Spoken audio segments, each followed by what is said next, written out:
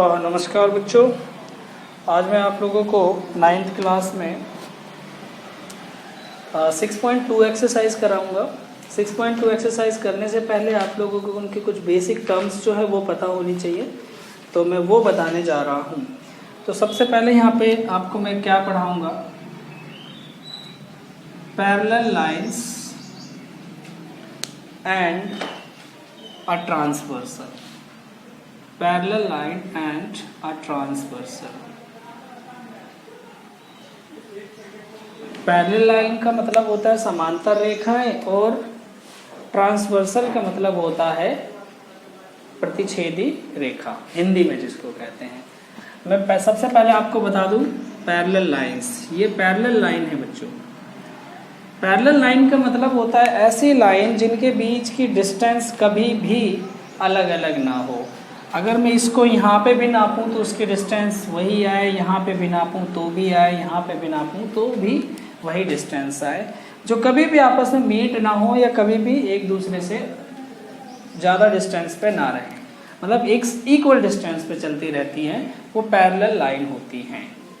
जरूरी नहीं कि वो डिस्टेंस ये इक्वल ही हो, ये भी पैरेलल हो सकती है इसके, ठीक है, ये भी आपको समझ में रखना है अपनी। तो पैरेलल लाइन वो लाइन होती है जो कभी भी आपस में इंटरसेक्ट नहीं करती है, मिलती नहीं है, उनके बीच की डिस्टेंस हमेशा बराबर होती है। और पैरेलल लाइन के एग्जांपल आपकी लाइफ में एक रेलगाड़ी की पटरी हो गई, और आपकी बुक में जो लाइनिंग होती है वो सब पैरेलल लाइन के एग्जांपल है। अगर मैं यहाँ से ऐसी कोई लाइन खींचता हूँ तो इसको मैं ट्रांसवर्सल लाइन कहूँगा, ठीक है, इसे मैं ट्रांसवर्सल कहूँगा। अब ये ट्रांसवर्सल, अब आपने पढ़ा है कि जहाँ पे लाइन कट करेंगे, इंटरसेक्ट करेंगे, वहाँ पे कुछ ना कुछ एंगल जरूर बनेंगे। तो वहाँ यहाँ पे क्या क्या एंगल बन रहे हैं, पहले मैं उनको इंडिकेट कर दूँ। यहाँ पे अगर मैं देखूँ, ये 1 हो गया एक एंगल, ये 2 हो गया, ये 3 हो गया, ये 4 हो गया, ये 5 है, ये 6। अच्छा, मैं यहाँ पे ये साइन नहीं लगाता क्योंकि इनका मतलब क्या हो जाएगा, इक्वल हो जाएगा। तो इक्वल तो है नहीं, तो यहाँ पे देखो 1 2 3 4 5, ये हो गया 7 और ये हो गया 8। तो ये एंगल है मेरे पास। अगर आप देख पा रहे हो ये क्या है, ये एंगल है, ये भी एंगल है। तो ये एंगल जो है हमारे पास, ये पैरेलल लाइन को इंटरसेक्ट करने वाली लाइन, जिसको हम ट्रांसवर्सल लाइन कहते हैं, उनके द्वारा बनाए गए हैं। तो इन एंगल्स में क्या क्या खास बात है वो आपको देखना है। तो यहाँ पे एंगल सबसे पहले मैं आपको बताऊंगा, alternate interior angle. Alternate interior angle. तो ऑल्टरनेट इंटीरियर एंगल क्या होता है, आपको इसके बारे में थोड़ा सा पता होना चाहिए। ऑल्टरनेट का मतलब, ऑल्टरनेट यहाँ पे कैसे पता करोगे आप, वो मैं बता दूं। ऑल्टरनेट जेड करके एंगल जो बन रहे होंगे, जैसे कि जेड, ये देखो एक जेड यूं बनता है ना, और हो सकता है उल्टा भी बन जाए, ठीक है। तो यहाँ पे देखेंगे आप, ये देखो ये जेड करके बन रहा है, तो यहाँ पे ये एंगल कौन सा है, 3, और ये कौन सा है, 5। तो इसका मतलब ये 3 और 5 है, ये ऑल्टरनेट इंटीरियर एंगल होंगे, और ये अंदर बने हुए हैं। इसी तरह अगर आप ऐसे जेड बनाओगे तो 2 और 8 बनेगा, है कि नहीं। तो ये एंगल आपस में इक्वल होते हैं, आप लोगों को ये याद रखना है। तो इसमें एंगल 2 इक्वल टू एंगल 8 और एंगल 3 इक्वल टू एंगल 5, ये ऑल्टरनेट इंटीरियर एंगल होगा, ये ऑल्टरनेट इंटीरियर एंगल होगा, ठीक है। इसी तरीके से ऑल्टरनेट एक्सटीरियर एंगल भी होता है, ऑल्टरनेट एक्सटीरियर एंगल, ऑल्टरनेटिव भी कहते हैं, याद रखना। कहीं ऑल्टरनेटिव लिखा हो बुक में और आप कहें सर ने तो ऑल्टरनेट बताया है, ऑल्टरनेट भी बोलते हैं, ऑल्टरनेटिव भी बोल सकते हैं। तो ऑल्टरनेटिव इंटीरियर, अच्छा इंटीरियर तो बता दिया, अब exterior, exterior angle. Exterior angle क्या होगा, एक्सटीरियर एंगल, एक्सटीरियर एंगल देखो यहाँ पे ध्यान से, ये एक्स है। एक्सटीरियर एंगल जो होगा आपका, एक्सटीरियर का मतलब बाहर बनने वाले एंगल। अब बाहर कौन से बनेंगे, बाहर कौन से बन रहे होंगे, आप देख रहे हो बाहर, ये देखो जेड बन रहा है ऊपर, जैसे कि ये देखो 6 और ये देखो 4, तो ये कह सकते हो आप 6 इक्वल टू एंगल 4। यहाँ से क्या कह सकते हो, 1 इक्वल टू एंगल 7, तो 1 इक्वल टू एंगल 7। ये ऑल्टरनेट इंटीरियर और एक्सटीरियर एंगल आपको समझ आना चाहिए। ये सब इक्वल होते हैं, अगर ये 60 है तो ये भी 60 होगा, ये 30 है तो ये भी 30 होगा, ये 45 है तो ये भी 45 होगा। ठीक है, तो इंटीरियर एंगल आपको मैंने समझा दिया। अच्छा, इसके बाद जो है, इसके बाद अब आपको मैं कॉरेस्पॉन्डिंग एंगल के बारे में बताऊंगा। कॉरेस्पॉन्डिंग एंगल, कॉरेस्पॉन्डिंग एंगल क्या होते हैं उनको भी ध्यान से देखना है, क्योंकि आप लोगों ने वैसे तो 7th क्लास में पढ़ ही रखा है कॉरेस्पॉन्डिंग एंगल। कॉरेस्पॉन्डिंग एंगल वो एंगल होते हैं जो लाइन के ऊपर है तो नीचे उसके साथ साथ आते जाओ। जैसे लाइन के ऊपर इसी लाइन के साथ साथ आए तो उसी लाइन के ऊपर वाला एंगल, मतलब ये 8 एंगल, ये देखो एंगल लाइन के ऊपर, तो ये भी लाइन के ऊपर होना चाहिए, तो इसका मतलब एंगल 4 इक्वल टू एंगल 8 हो जाएगा। और लाइन के नीचे है तो लाइन के नीचे वाला एंगल 3 इक्वल टू एंगल 7। देखो ये एंगल 3 है और इसी लाइन से जब नीचे आया तो नीचे कौन सा एंगल है, 7, तो एंगल 7 आपका क्या हो गया।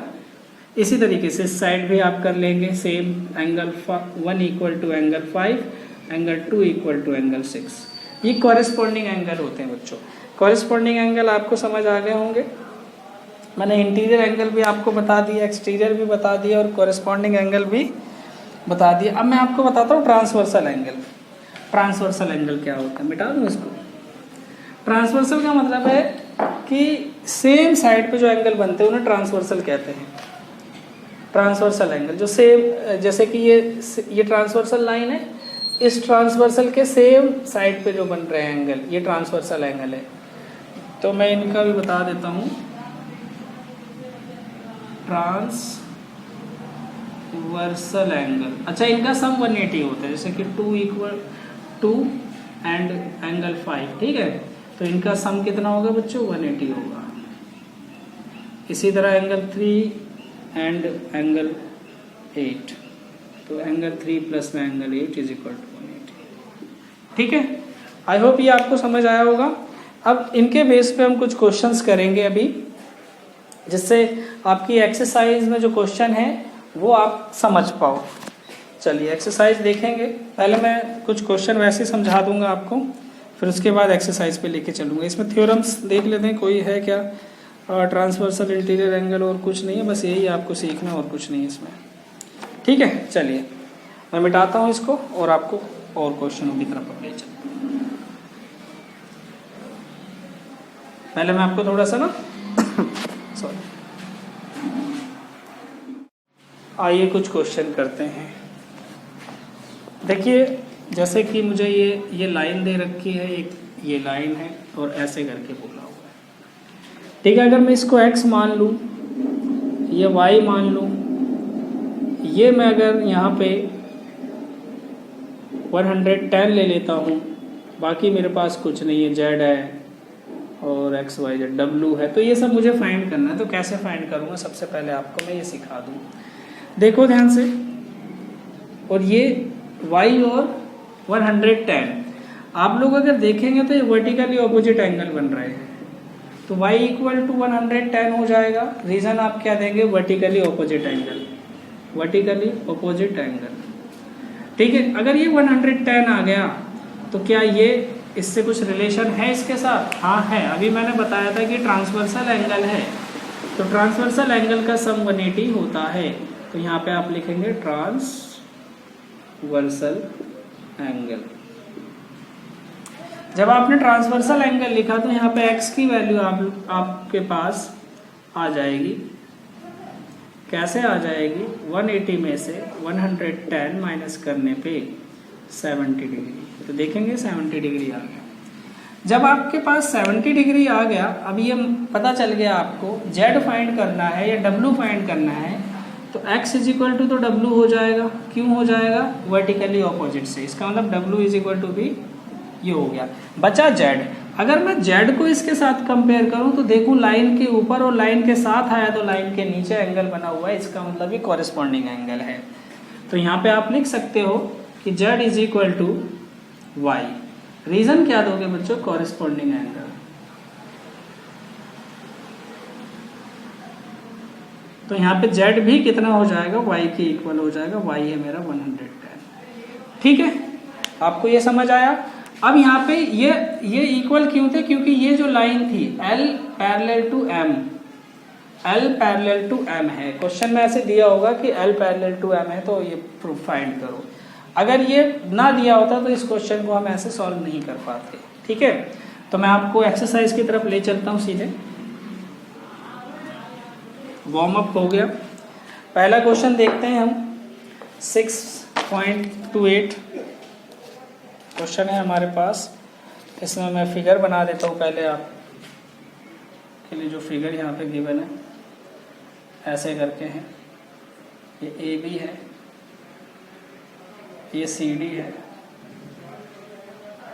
ये वाई है, ये 130 है और ये 50 है, ये एक्स है। यहाँ पे बोला है आपको find the value of X and Y. You have to find X and Y and so that A B is parallel to C D. हमें ये दो चीज़ें प्रूफ करनी है। तो सबसे पहले आप x और y को फाइंड करोगे। कुछ बच्चे क्या करते हैं, x और y ऐसे फाइंड कर लेते हैं कि पहले तो देखो इन दोनों में रिलेशन देखा आपने, तो y इक्वल टू 130 आ गया। कितने बच्चों को समझ आया कि y इक्वल टू 130 होगा? आपको समझ आ गया तो अच्छी बात है। y इक्वल टू 130 क्यों होगा? Vertically opposite angle. तो वर्टिकली अपोजिट एंगल से हो गया तो y इज इक्वल टू 130 होगा। कुछ बच्चे कहते हैं सर ये भी 130 इसके इक्वल हो जाएगा। अरे भाई नहीं होगा। क्यों नहीं होगा? क्योंकि ये वाली चीज़ अभी बोला नहीं है उस क्वेश्चन में। क्यों नहीं बोला? उन्होंने बोला नहीं है क्वेश्चन में, ये प्रूफ करने के लिए दिया है। तो इसलिए आप डायरेक्ट इसको इसके इक्वल नहीं कर सकते। You have to find this value also. So how will you find? कैसे फाइंड करोगे आप इस वैल्यू को? देखेंगे ध्यान से। 50 plus X is equal to 180। अब आप कहेंगे ये क्या लिख दिया? अगर मैं इस पूरी लाइन को छुपा दूं और इसको मैं सीधा यूं करूं तो आपको यहाँ पे यहाँ पे x और ये 50 नज़र नहीं आएगा। अगर मैं इसको सीधा कर दूं तो x plus 50 linear pair LP। याद आया कुछ? लीनियर पेयर बनेगा।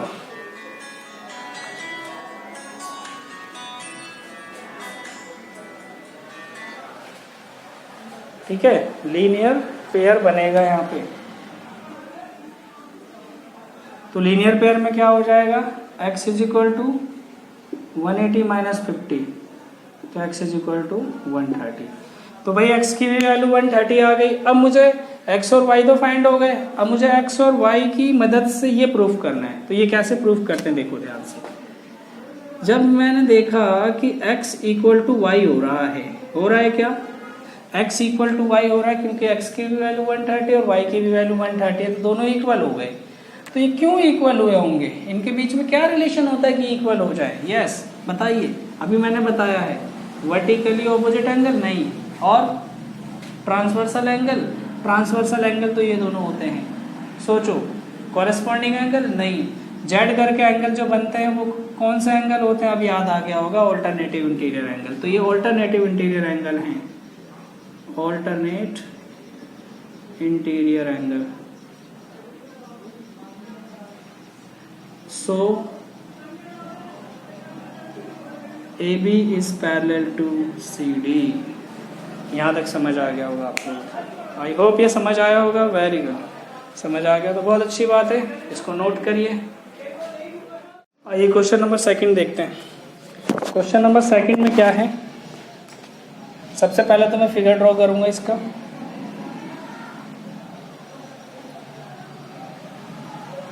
देखो फिगर आप क्वेश्चन का बुक में भी देख सकते हो।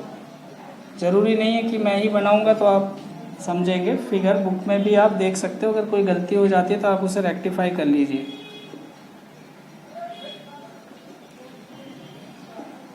ठीक है, ये तो फिगर है हमारा। क्वेश्चन ये दे रखा है फिगर। यहाँ पे क्या गिवन है? AB is parallel to CD and CD is parallel to EF और Y रेशियो Z 3:7 गिवन है। तो वैल्यू ऑफ X फाइंड करना है। चलिए क्वेश्चन मैंने नोट कर दिया है यहाँ पे। आपको समझ पे आ गया होगा क्वेश्चन में क्या दिया है। सबसे पहले गिवन है ए बी और सी डी पैरेलल है, चलो अच्छी बात है। और यहाँ पे एक चीज ये भी बोला कि C D is parallel to ये, तो ये भी अच्छी बात है। तो मैं इसको कैसे करूँगा, अच्छी बात तो है ही सब में, करेंगे कैसे। सबसे पहले अगर मैं यहाँ पे लिखूँ A B is parallel to C D, first लिख सकते हो है ना, और C D is parallel to E F, ये सेकंड लिख सकते हो। ये दोनों क्या है मेरे पास, गिवन है बच्चों। ये अगर गिवन है तो इनकी मदद से मैं क्या कर सकता हूँ, A B is parallel to E F कर सकता हूँ। अब देखो मैंने ई एफ और ए बी दोनों को पैरेलल कर दिया है, इसको और इसको पैरेलल कर दिया। मान लो ये बीच वाली लाइन है ही नहीं, मान लो है ही नहीं, तो अब क्या होगा, क्या x इक्वल टू जेड नहीं हो जाएगा। So you have to write here x equal to Z. Reason देंगे क्या, ऑल्टरनेट इंटीरियर एंगल, ठीक है। ऑल्टरनेट इंटीरियर एंगल की वजह से क्या हो जाएगा, इक्वल हो जाएगा। यहाँ तक अगर आपको समझ आया तो बहुत बढ़िया। अब देखते हैं ध्यान से, फिर से वही बना देते हैं। यहाँ पे क्या था बच्चों, ये था y, ठीक है, y था। अब मुझे यहाँ पे देखो, अब मैं फिर से वापस आता हूँ, A B is parallel to, यहाँ पे लिख देता हूँ, वहाँ पे दिखेगा नहीं। A B is parallel to क्या है, ई एफ नहीं, और सी डी था शायद, यहाँ पे सी डी, ये सी और डी है, ठीक है। एक कटा तो नहीं ना, कुछ नहीं कटा। A B is parallel to C D, A B is parallel to C D, ठीक है। तो यहाँ पे अगर आप देखेंगे तो ये दोनों ट्रांसवर्सल एंगल है, देखो ध्यान से, और इन दोनों का सम कितना है, 180 होगा, ट्रांसवर्सल एंगल का सम, ठीक है। ट्रांसवर्सल एंगल का सम 180 हो गया। अच्छा, अब मैं x की जगह z लिख सकता हूँ, बिल्कुल लिख सकते हो सर, लिख दिया। क्यों लिखा, यहाँ पे मुझे गिवन है x equal to Z, prove अबू कर दिया है मैंने। अच्छा, अब क्या कर सकते हैं, अब एक चीज जो दे रखी है ना, y और ये y रेशियो z, इसका यूज करूंगा। अब मैं यहाँ पे इसको फर्स्ट मान लेता हूँ, और यहाँ पे y ratio z equal to 3:7 लिखता हूँ। तो y और z इज इक्वल टू 3/7, ठीक है। तो अब क्या आ जाएगा यहाँ पे, इसको मैं इधर सॉल्व कर रहा हूँ भाई, तो यहाँ पे क्या आ जाएगा, y इक्वल टू 3/7 z आ जाएगा, ठीक है। अब ये यहाँ पुट कर दो फर्स्ट में, तो फ्रॉम फर्स्ट जब लिखोगे क्या आ जाएगा वहाँ पे, z plus 3/7 z is equal to 180।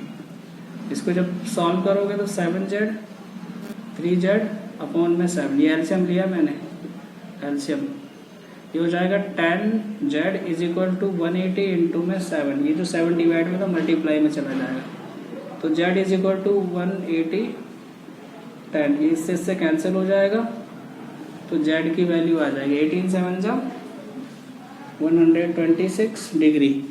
पूछा क्या है, x की वैल्यू पूछी है, तो z की वैल्यू तो आ गई आपकी। तो z और x दोनों इक्वल होंगे, तो इसका मतलब x भी क्या आ जाएगा, 126 आ जाएगा, ठीक है। आई होप आपको ये समझ आए होंगे। हम नेक्स्ट बहुत सारे क्वेश्चन करने वाले हैं। पहले तो मैंने आपको ये 2 क्वेश्चन करा दिए हैं, इन दोनों क्वेश्चन को आप अच्छे से करिए और वो टर्म्स याद कीजिए जो मैंने अभी आपको बताई हैं, ठीक है। फिर नेक्स्ट हम बहुत सारे और क्वेश्चन करेंगे। Thank you.